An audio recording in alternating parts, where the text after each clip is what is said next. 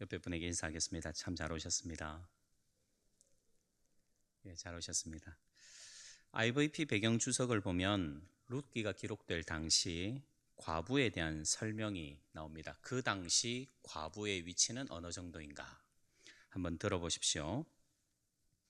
고대 근동 지역에서 과부들은 사회적 지위를 모두 잃었으며 일반적으로 정치적, 경제적 지위 또한 없었다. 그들은 현대 사회의 무숙자들과 같다. 노숙자 얘기하는 겁니다. 무숙자들과 같다고 생각할 수 있을 것이다. 일반적으로 그들에게는 남성 보호자가 없었으며 그렇기 때문에 경제적인 면에서 대부분 사회에 의존하고 있었다라고 설명합니다. 쉽게 말하면 베들레헴으로 돌아온 나오미와 룻 앞에는 절망밖에 없었다는 말입니다. 딱 한 줄로 절망이다. 다들 누리는 정상적인 가정생활, 평범한 여성의 여인의 삶 이런 거 기대할 수 없었고요. 그들이 선택할 수 있는 유일한 삶의 방식은 누군가의 도움으로 사는 것뿐이었습니다. 만일 누군가가 도와주지 않으면 그들은 그냥 노숙해야 했으며 그냥 굶어 죽는 길밖에는 다른 선택지가 없었다는 말입니다. 이게 나오미와 룻이 처한 현실입니다. 그래서 룻은 이삭을 줍기 위해 남의 밭에 가지요. 사람들 틈으로 들어가야만 했고 특별히 이방인으로서 이 모여있는 무리 속으로 들어가려면 굉장한 용기가 필요했을 것입니다. 가서도 혹 나쁜 사람 만나면 아무것도 줍지 못할 수도 있습니다. 굶어야 한다는 거죠. 그러니 룻은 생각했을 겁니다. 좋은 사람 만나기를 간절하게 소망했을 거고요. 떨어져 있는 이삭이 그래도 조금이라도 있기를 기대하면서 그걸 소망하면서, 그게 소망입니다. 그게 룻의 소망이라고요. 그걸 소망하면서 가는 수밖에 없었습니다. 참 불쌍한 인생이죠. 이게 나오미와 룻의 비참한 처지입니다. 그런데 이보다 더 절망적인 사실이 하나 더 있습니다. 그것은 그들이 겨우 그렇게 하루하루 살아봐야 결국은 이 땅에서 자기들의 이름이 영원히 지워진다는 사실입니다. 나오미와 룻은 자녀가 없지요. 그냥 자기 때에 가문의 대가 완전히 끊어질 예정입니다. 그냥 이름이 지워집니다. 완전히 사라집니다. 조상들이 있었기 때문에 나오미와 룻이 존재하는데요. 그런데 나오미와 룻은 자기들의 삶을 다 살고 나면 그게 끝입니다. 자신들이 살아왔다는 것을 기억해 줄 후손이 단 한 명도 없습니다. 그저 힘겹게 고생하며 살다가 결국 죽어서 잊혀지는 것. 고생해서 살다가 결국 잊혀지는 것, 잊혀지고 마는 것. 이게 바로 두 여인에게 예정된 미래라는 말입니다.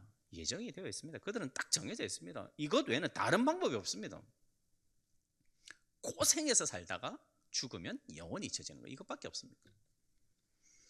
나오미 자신도 이 사실을 잘 알았습니다. 그래서 오랜만에 만난 고향 사람들한테 이렇게 말하죠. 한번 보십시오. 나오미가 그들에게 이르되 나를 나오미라 부르지 말라. 이 나오미라는 이름의 뜻은 기쁨이라는 뜻입니다. 기쁨, 즐거움이라는 뜻입니다. 나를 기쁘다, 즐겁다 그런 이름으로 부르지 말라. 나를 뭐로 부르라? 마라라 부르라 그럽니다. 이는 전능자가 나를 심히 괴롭게 하셨습니다.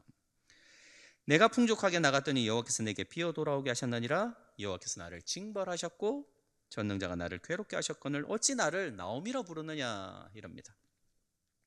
이 마라는 쓰다라는 뜻입니다. 심히 괴롭게 하다, 쓰다. 자기는 나오미가 아니라 마라라는 거죠. 쓴 인생, 심히 괴로운 인생, 이게 바로 나오미와 룻에게 예정된 미래입니다. 여러분 변할 수 없습니다. 이건 딱 정해져 있습니다. 자, 그런데요, 신기하게도 이 인생이 완전히 역전됩니다. 희망이라고는 하나도 없었는데 절망 외에는 다른 길이 없는 마라, 심히 괴로운 인생이었는데 완전히 역전되어 다시 기쁨과 즐거움의 인생으로, 그것도 엄청난 기쁨과 즐거움의 인생으로 변합니다. 노숙인의 삶을 살다가 영원히 사라지는 것, 그것이 그들의 당연한 순리였는데 아닙니다. 영원토록 그들은 기억됩니다. 왜 그렇습니까? 룻이 보아스와 결혼함으로 오벳을 낳거든요. 그런데 그 오벳이 바로 다윗 왕의 할아버지가 되기 때문입니다. 한번 같이 읽겠습니다. 4장 17절 말씀을 같이 읽습니다. 그의 이웃 여인들이 그에게 이름을 지어주되 나오미에게 아들이 태어났다 하여 그의 이름을 오벳이라 하였는데 그는 다윗의 아버지 이새의 아버지였더라. 이보다 극적일 수는 없죠. 여러분, 이보다 극적일 수는 없습니다. 나오미와 룻은 과부입니다. 그들은 노숙인의 삶을 살아야 했고요. 특히 룻은 이방 여인입니다. 마라의 인생이었고 스디슨 인생밖에 그들에게 남은 것이 없었습니다. 그런데 그들에게 대이을 자손이 생깁니다. 일상의 삶으로 돌아가는 아주 놀라운 일이 벌어졌다는 거죠. 그런데 그것뿐입니까? 아닙니다. 그렇게 낳은 아이가 심지어 다윗 왕가의 어른이 됩니다. 다윗 족보의 어른이 됩니다. 엄청난 사건이 아닐 수 없습니다. 정말 인생 대박이 난 거죠. 그런데 여러분, 이것도 끝이 아닙니다. 참 놀랍죠. 하나님이 하시는 일은 참 정말 대단한 것 같습니다. 결국 이 아이와 룻은 인류를 구원할 유일한 구원자 누구십니까? 예수님의 족보에 오르는 지극히 크고 지극히 놀라운 영광도 누립니다. 이보다 완벽한 인생 역전이 여러분 세상 어디에 있습니까? 노숙인으로 살다가 사라져야 될 인생이 영원히 기억되고 지극한 영광과 지극한 대접을 받는 이 엄청난 예수님의 족보에 기록되는 영광을 누립니다. 이보다 더 큰 인생 역전이 어디 있습니까? 그런데 여러분, 나오미와 룻만 인생 역전된 게 아닙니다. 바로 우리 인생도 꼭 이와 같이 인생이 역전되었다는 사실을 아시는지요? 나오미와 룻의 인생을 하나님이 역전시키신 것처럼 성도인 우리도 완전히 인생이 역전되었다는 말입니다. 한번 생각해 보십시오. 예수님 없었다면 우리 어떻게 되었을까요? 예수님 없었다면 여러분 우리는 어떻게 되었을까요? 누군가가 말한 것처럼 인생길은 고해입니다. 고통의 바다, 고해. 고통이 계속 밀려오는 겁니다. 끝없는 고통이 파도처럼 계속 밀려오는 게 바로 우리 인생이란 말이죠. 좀 살만하다 싶으면 또 다른 고통이 찾아옵니다. 그걸 또 어떻게 넘겨요? 그럼 이제 고통이 사라지나요? 그렇지 않습니다. 이제는 좀 괜찮아지겠지 싶은데 또 다른 생각지 못했던 고통이 밀려오는 게 우리 인생입니다. 신기하죠? 그래서 걱정, 권심이 매일매일 끊이지 않습니다. 신기하지 않습니까? 작년에도 고민했는데 또 다른 게 올해는 또 다른 고민을 하고 있습니다. 이 고민 끝나고 나면 2026년에는 없을 것 같습니까? 또 있습니다. 쉼이 없습니다. 신기하게도. 이게 이 땅을 살아가는 우리들의 평범한 삶입니다. 그런데 이렇게 이 다가오는 고통을 열심히 헤쳐나갑니다. 착실하게, 성실하게, 열심히 이걸 잘 지나갑니다. 이 땅을 열심히 잘 지나가요. 그럼 이 땅 이후의 삶은 좀 편안해질까요? 여러분, 아닙니다. 평생 수고했으니 이제 좀 쉬어야 할 텐데 모든 인생은 못 쉽니다. 고해의 이 땅 삶이 끝나면 이 땅의 고통과는 비교조차 할 수 없는 거대하고 영원한 고통이 모든 인생을 기다립니다. 모든 인생을 기다립니다. 마가복음 9장에서 예수님은 우리 인생들이 가야만 하는 곳을 이렇게 설명합니다. 보십시오. 거기에서는 구더기도 죽지 않고 불도 꺼지지 아니하느니라. 사람마다 불로써 소금 치듯 함을 받으리라 그랬습니다. 공동번역 성경으로 한번 보겠습니다. 훨씬 잘 이해가 되실 겁니다. 지옥에서는 그들이 누구냐면 우리입니다. 우리를 파먹는 구더기도 죽지 않고 불도 꺼지지 않는다. 누구나 다 불소금에 절여질 것이다 라고 예수님 말씀하셨습니다. 여러분, 이게 원래 우리에게 예정되었던 미래였습니다. 여기 있는 모든 분들, 저와 여러분 모두에게 예정된 미래가 이거였습니다. 우리가 이 일을 당해야만 했습니다. 거지 나사로 이야기도 보십시오. 부자가 결국 지옥에 떨어져 이렇게 말하지요. 아버지 아브라함이여 나를 긍휼히 여기사 나사로를 보내어 그 손가락 끝에 물 찍어, 그 손가락 끝에 물을 찍어 내 혀를 서늘하게 하소서. 내가 이 불꽃 가운데서 괴로워하나이다. 여러분 얼마나 비참합니까? 얼마나 두려운 일입니까? 꺼지지 않는 불 가운데 죽지 못하고 영원토록 괴로워해야 하는 그곳이 바로 여러분 우리에게 예정된 미래입니다. 우리의 최종 결말이 거기입니다. 아닌 분 계십니까? 거기가 원래 우리 자리라고요. 그런데 하나님께서 예수님을 참 은혜로 선물로 보내주셨습니다. 그 귀한 예수님으로 인해 우리 인생이 완전히 역전되었습니다. 구더기도 죽지 않고 불도 꺼지지 않고 영원토록 불꽃 가운데서 괴로워해야 할 우리가 이제는 하나님을 아버지라 부르고요, 예수님과 함께 살고요, 그리고 조만간 조금 지나면 예수님의 얼굴을 보며 얼굴과 얼굴을 대면하여 보며 그분 품에 안겨 귀한 나머지 또 영원한 삶을 살게 되었지 않습니까? 아니 이보다 더 크고 이보다 더 놀랍고 이보다 더 신기한 일이 세상 천지에 내게 일어났는데 여러분 이보다 놀라운 일이 세상에 어디 있습니까? 사랑하는 성도 여러분, 세상에서 정말 가장 크고 가장 거대하고 가장 신기한 복 받은 사람이 바로 다른 사람이 아니라 우리 자신임을, 그리고 우리들임을 꼭 믿으실 수 있기를 주님의 이름으로 간절히 소원을 드립니다. 여러분, 나오미와 룻이 인생 역전하여 인생 대박 났습니까? 여러분 우리도 그렇습니다. 이걸 믿는 자, 이걸 항상 기억하는 자는 여러분 평생 감사할 수 있습니다. 여러분 감사를 잃어버리는 것은 굉장히 무서운 일이라는 것을 반드시 기억해야 합니다. 왜냐하면 감사를 잃어버렸다, 내 입술에서 감사가 사라졌다, 내 마음에서 감사가 사라졌어요, 우리 가정에서 감사가 사라졌어요, 이건 바로 예수님이 나에게 행하신 이 놀라운 일들을 잊어버렸다는 말이기 때문입니다. 예수님을 잊어버린 거예요. 예수님 잊어버리면 감사가 사라지는 겁니다.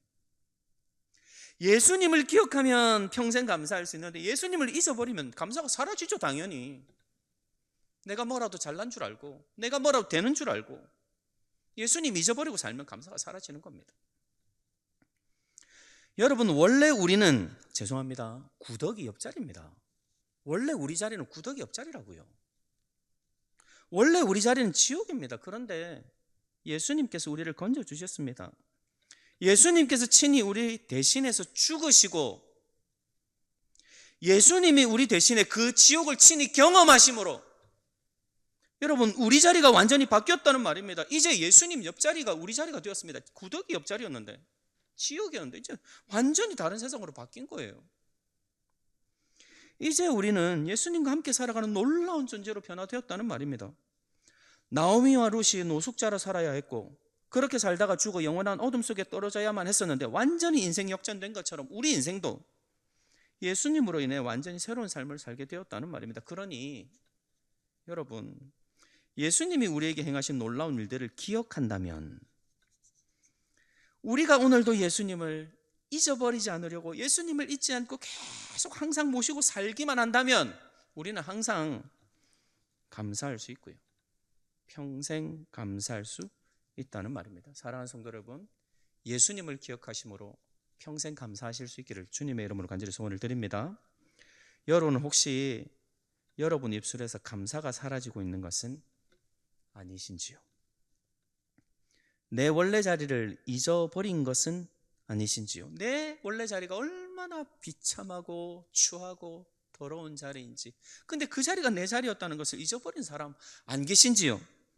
그 자리에서 나를 건져주신 예수님의 놀라운 사랑을 벌써 잊고 사시는 것은 아닙니까? 사랑하는 성도 여러분, 우리 예수님을 바라보셨으면 좋겠습니다. 나를 힘들게 하는 문제와 상황과 사람 묵상하지 마시고요, 나를 위해 목숨까지 내어주신 예수님을 계속 묵상하시기를 간절히 소원합니다. 그래야 내가 얼마나 놀라운 존재로 변화되었는지, 예수님이 내게 얼마나 놀라운 일들을 행하셨는지를 기억하고 항상 감사하며 평생 감사할 수 있기 때문입니다. 그래서 히브리서 저자는 이렇게 말했지요. 한번 같이 읽을까요? 히브리서 12장 말씀입니다.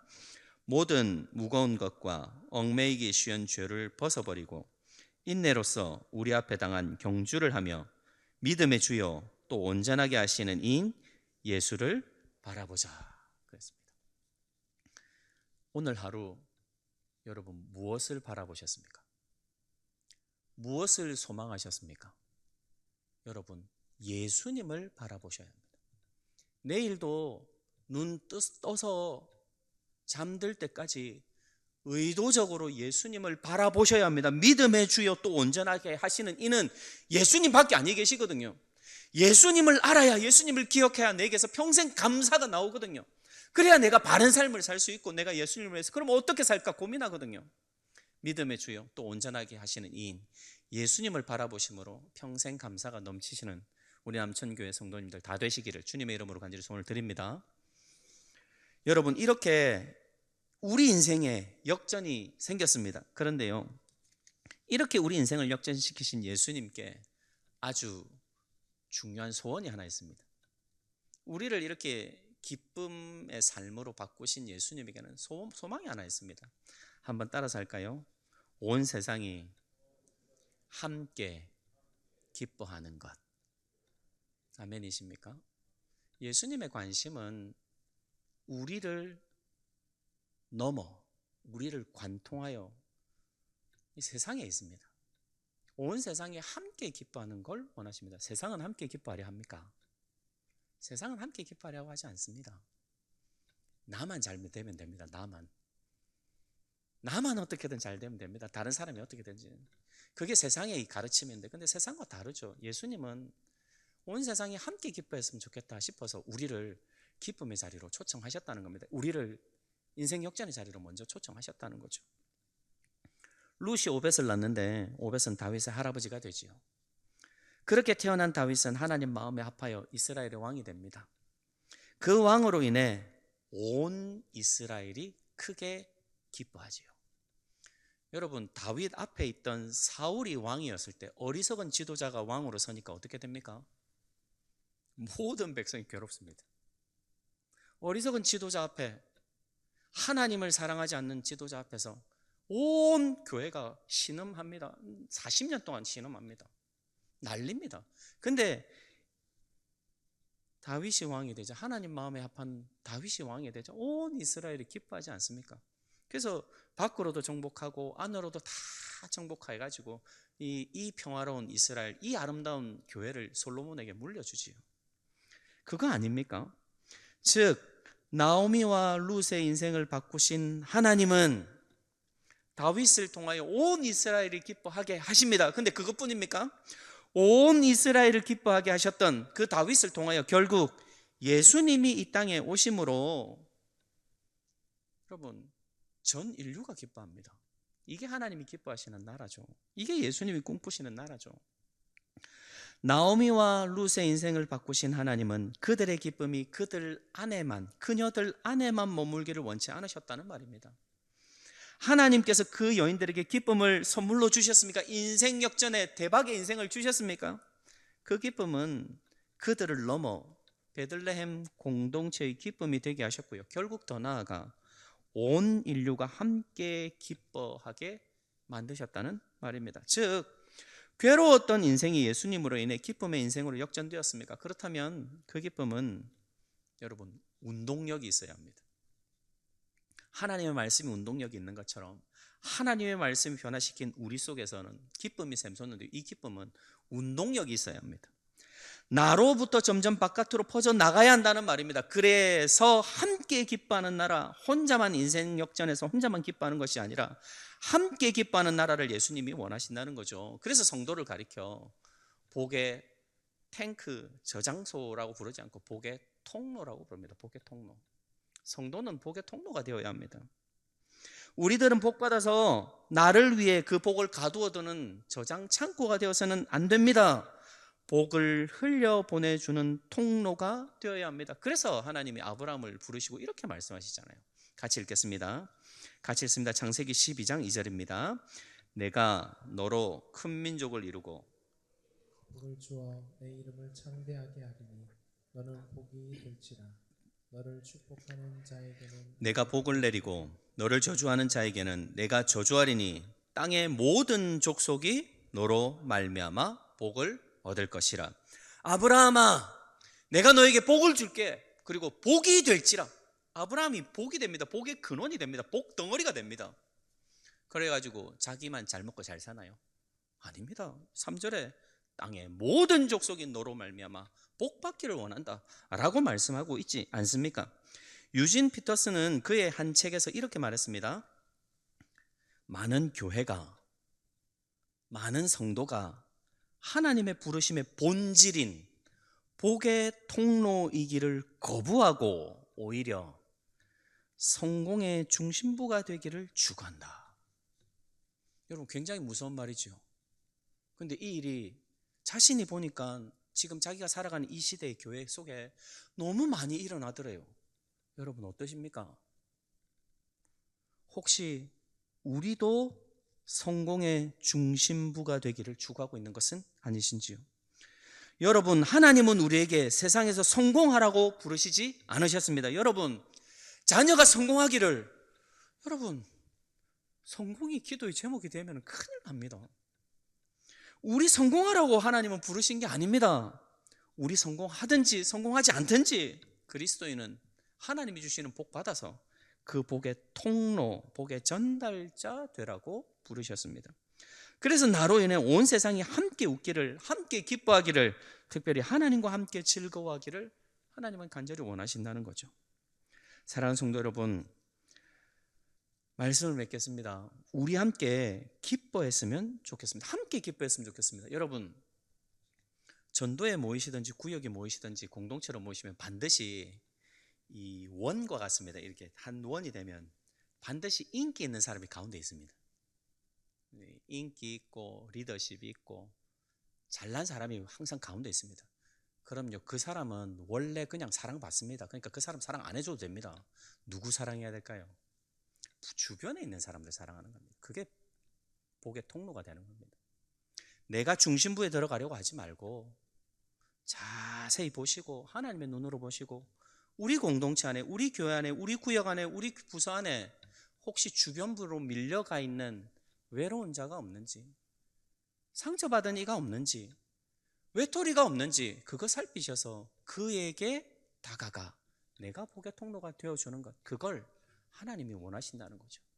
그 사람들 계속 이렇게 챙기는 겁니다. 챙기는 거. 가운데 사람만 챙기면 바깥에 있는 사람 다 떨어져 나갑니다. 그러지 마시고 바깥에 있는 사람 챙기셔야 합니다. 중심부에 대한 욕심이 모든 인간에게 다 있는데요, 그걸 거부하시는 겁니다. 자기를 부인하고 주변부에 있는 사람들 챙기는 거죠. 그런 우리 모두가 될 수 있기를 주님의 이름으로 간절히 소원을 드립니다. 여러분, 오늘부터 눈을 크게 여시고 주변으로 밀려가 있는 사람들을 찾으십시오. 그리고 그를 함께 기뻐하며 함께 여유 부릴 수 있도록 도와주는 복의 통로가 다 되시기를 주님의 이름으로 간절히 소원을 드립니다. 예수님이 우리 인생을 역전시키셨습니까? 그러면 우리도 성령의 도우심으로 누군가를 도와서 그 인생 역전할 수 있도록 돕는 자 다 되셔서 주님 기뻐하시는 나라 만들어가는 우리 모두가 되기를 주님의 이름으로 정말 간절히 소원드립니다.